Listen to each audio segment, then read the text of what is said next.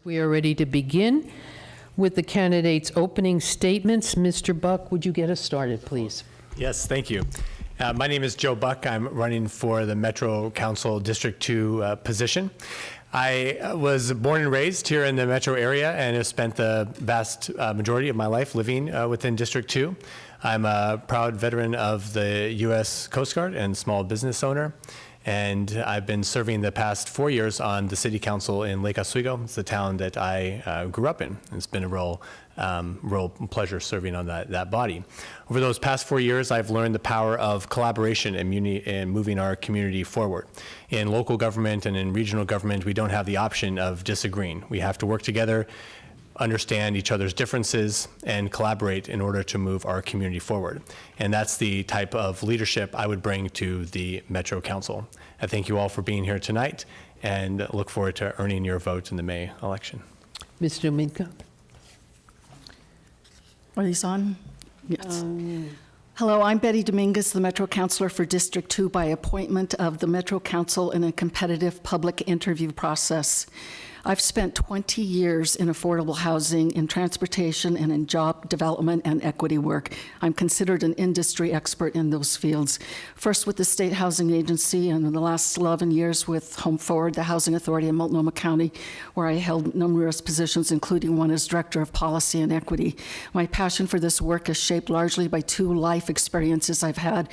One as a single mom who struggled to pay rent and put food on the table, and the other as a Latina growing up in San Diego in the 60s, where I experienced racial prejudice and quite a bit of name-calling.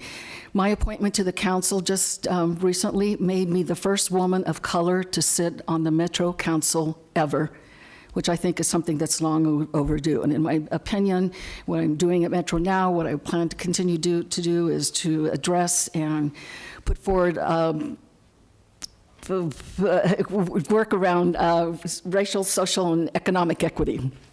It's hard. That's what you're, Ms. Lewis. My name's Christine Lewis, and I'm running for Metro District 2. I'm running to help our local communities work together through major challenges: transportation, land use, livability. As Metro considers policy solutions to our housing crisis, the stakes are extraordinarily personal for many of us, our friends and our neighbors. Our region is at a real turning point with 90-some people moving here every day, and the challenges we face will not be solved at one level of government alone. In my neighborhood, my little local street, Willamette Falls Drive, it's the third lane of 205 during rush hour. We've got multiple layers of government that must be at the table, and we must include the local voice, local perspectives in our neighborhoods. We cannot continue high-level planning conversations without neighborhood input. I'm bringing my lived experience, my experience as a person in politics, a person in policy, and a person who's an advocate. I'm bringing that forward in my race for Metro. Mr. Gonzalez. Hola a todos, buenas tardes. Mi nombre es Juan Carlos González. I am born and raised in Oregon. I'm a lifelong Oregonian. Both of my parents are immigrants from Mexico, and I grew up in Cornelius. I grew up in a low-income household, a working-class household, a household that everyone had to chip in. And because of that, my family knew that education was was what we needed to break the cycles of poverty. I worked really hard in high school. I graduated as a valedictorian from Forest Grove High School. I got a full ride to Georgetown. I majored in government and economics. And after that, I made the very intentional decision to come home. And I worked for the nonprofit that served my family when we first immigrated here, called Centro Cultural, the oldest Latino organization in the state of Oregon, working to empower families, to break cycles, to lift voices. And I believe that Metro can play a very special role in addressing affordable housing, transportation, the preservation of our natural spaces. And I think now more than ever, government needs to represent the communities it serves. And that's exactly why I'm running for Metro. Thank you. Mr. Carstensen.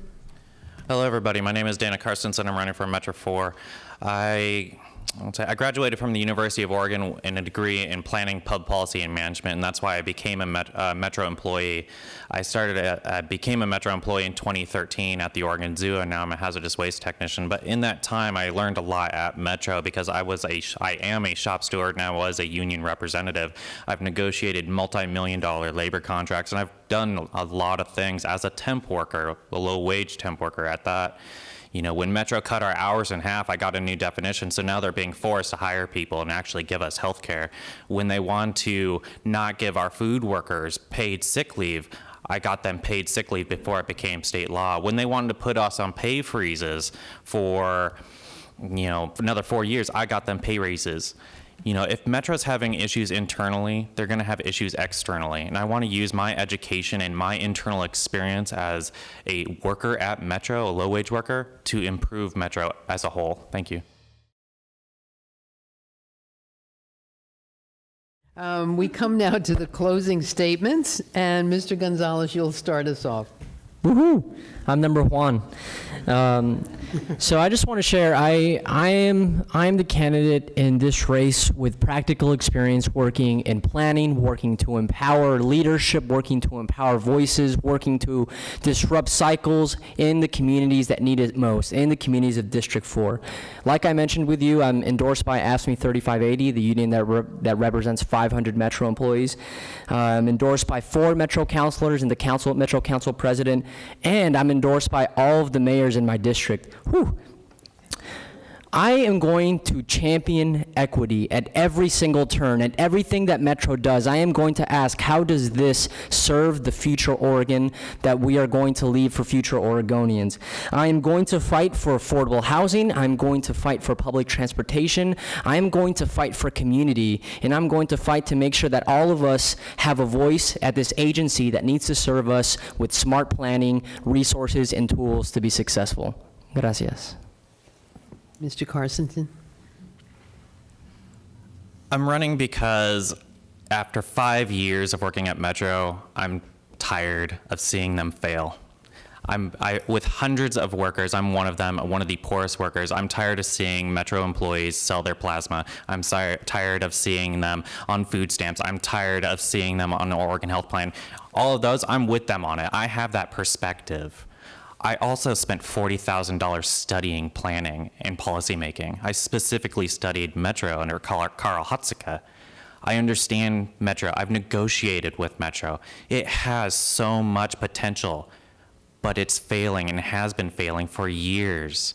I think I have that perspective of looking up instead of looking down to actually make real systemic change, and that's why I'm running. Thank you. Mr. Buck? Thank you all for taking the time to come out tonight and for staying for this Metro Forum. I care a lot about my community, and I care a lot about the people that work for me. And that's why I run. I see the way our region is developing is really putting people at a disadvantage. And it's been my privilege serving my local community these past 4 years and beyond that in other roles. But I think at the regional level, Metro needs a true collaborator who's going to work with our district mayors and council people and community members from all different organizations, all different backgrounds, all different perspectives, to be able to come up with solutions that are going to continue to move us forward. If elected, I'd be the only person on the Metro Councilor who is an employer and small business person, and given how important our small business community is to the economic vitality of our region, I think that's an important perspective to have and one that would really be missed if not on the Metro Council. So thank you all again for coming out tonight. It's been a pleasure. Ms. Dominguez? I'm sorry, I was thinking about diapers. So is this our closing? Yes, it is your closing. Okay. Oh my gosh, it's been a long day. So, in a country that has a defense budget bigger than most national economies, nobody should go to bed without a roof over their head. Not our seniors, not our children. We have 600 homeless children in the North Clackamas School District, 300 in the Oregon City School District. It's a shame. And I have worked along that entire continuum from homelessness, working with one of our very elite groups, Transition Projects, and then affordable home ownership as the board president for Habitat for Humanity. Equity is a really big, important thing for me because of my personal lived experience, but I will tell you that for 3 years as a volunteer, again, I sat on Metro's Equity Strategy Advisory Committee, and we created the platform for them. It's their strategic plan to advance diversity, equity, inclusion. And then a year after that, I sat on their core, the Committee to Advance Racial Equity. So if we are going to truly bring livability to this community, we all have to work together on these problems, but we've got to employ that equity lens. And with my personal experience, I will be the counselor on that dais that will be pushing that forward every single time. Ms. Lewis. I'd like to thank the League of Women Voters for hosting us tonight and really for making sure that this race gets out there through the recorded content. This is democracy in action, and it's a process that is so critical to our country. I'm really passionate about the issues of Metro. I've enjoyed conversations with organizations, with business owners, with people on their front steps. I've been able to build a coalition supporting my campaign that's as broad as it is deep. I have support from the Oregon League of Conservation Voters and the Sierra Club, the Working Families Party, the United Food and Commercial Workers, the Portland Association of Teachers, Northwest Oregon Labor Council, Columbia Pacific Building Trades Council, the Oregon Consumers League, and I have earned the green light from Basic Rights Oregon's Equality PAC. I'm really proud of the coalition I've put together. I think that is telling a story where my values are and where I'm coming from. Christine Lewis from metro.com is my website. I hope you'll check it out, and I hope I can earn your support. Thank you. And thank you for all the candidates. And stay seated, please, because you might miss some TV time otherwise. Election Day is May 15th. As in all Oregon elections, you will receive a mail-in ballot probably at the end of this week. Ballots must be mailed back early or delivered to an official drop-off site anywhere in Oregon no later than 8 p.m. on Tuesday, May 15th. Postmarks do not count. Thank you for watching. Thank you for being informed. Remember that your vote is important. It does count. And you all are committed. Please try to do that extra step and make sure that you remind your friends, neighbors, etc., to also make sure that they vote. Thank you and good night.